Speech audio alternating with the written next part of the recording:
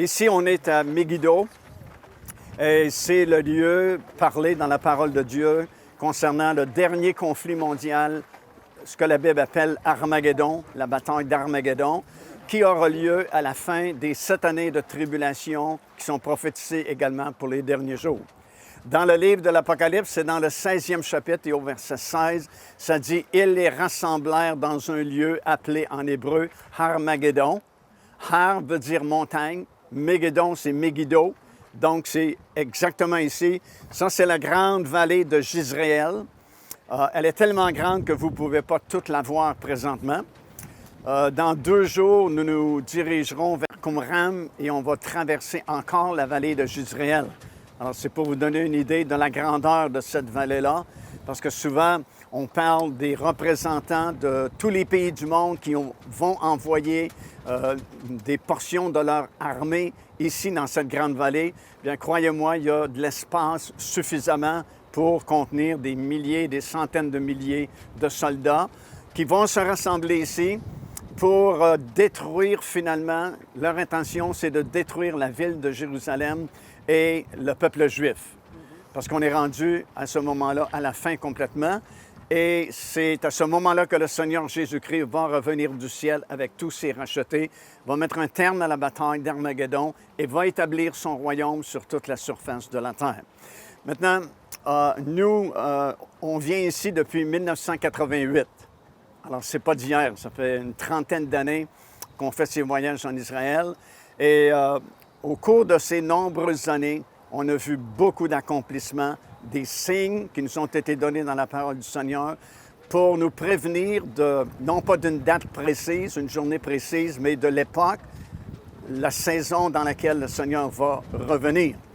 Et puis, dans la parole de Dieu, le Seigneur nous a donné des signes chez les 3 groupes qui existent sur la planète. Ça, c'est dans 1 Corinthiens, chapitre 10. Ça dit « Ne soyez en scandale ni aux Juifs, ni aux Grecs, ni à l'Église de Dieu. » Alors ça, ce sont les 3 groupes de personnes qui vivent sur la planète présentement. Il y a des Juifs qui sont nés juifs, de parents juifs, et qui n'ont pas accepté le Seigneur Jésus-Christ. Selon la Bible, ce sont les Juifs. Il y a les Grecs. Les Grecs, ça veut dire toutes les autres nations, français, anglais, espagnol, peu importe, qui n'ont pas accepté le Seigneur Jésus-Christ, font partie de cette deuxième catégorie de personnes, les Grecs ou les nations. Et il y a un groupe qui s'appelle l'Église de Dieu.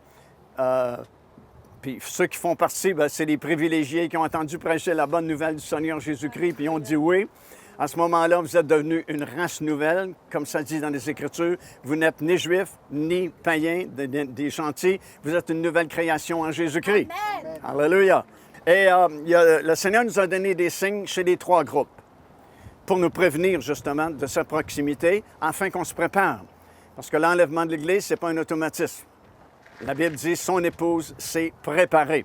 Ça veut dire qu'il y a des gens parmi nous qui ont un discernement, qui vont voir ces signes-là et vont se dire « wow, le jour est proche de l'enlèvement de l'Église, donc je me purifie, je me rapproche du Seigneur, je ne joue pas à l'Église, mais je suis vraiment sincère et vraiment entier donné au Seigneur Jésus-Christ, parce que le jour approche, évidemment. » Alors, nous sommes la seule génération qui voit l'accomplissement de tous ces signes chez les 3 groupes en même temps.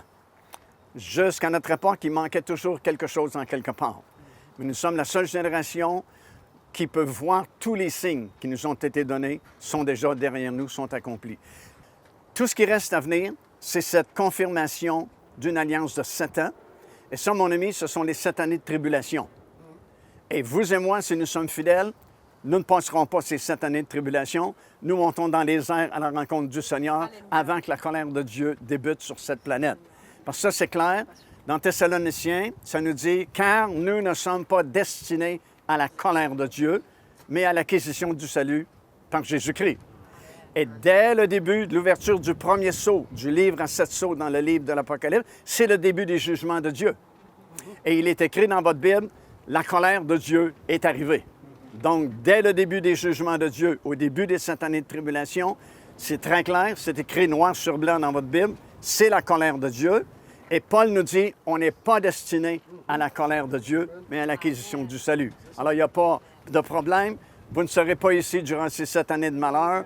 Si vous êtes sauvés, puis vous êtes fidèles au Seigneur, la trompette va sonner, les morts en Christ ressuscitent, puis vous les vivants, s'il y en a ici qui sont vivants, là, un instant, on monte dans les airs à la rencontre du Seigneur.